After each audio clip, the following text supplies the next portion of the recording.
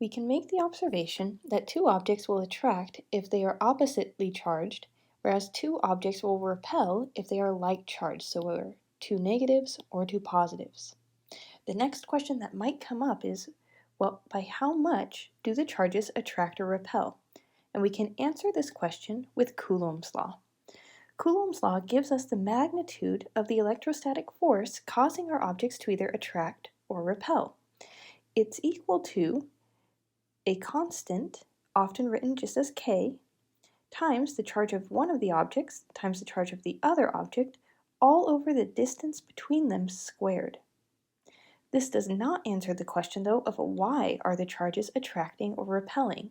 And one way we can answer that question is by looking at the electric field. And we can say that the two charges interact via the electric field.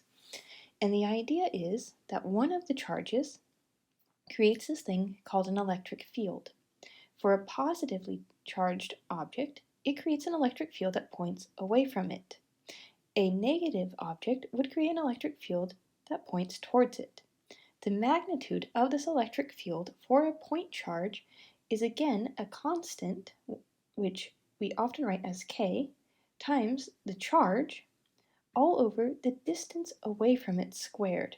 So if I wanted to find the electric field at this blue dot, I would need to know the distance r from the object to the blue dot, and then square it to find the electric field. What does this have to do with forces, though?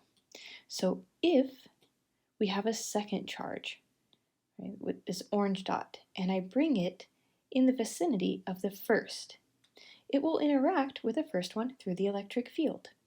The first object, this red charge, sets up an electric field so that when the second object, this orange dot, is brought near, it experiences a force.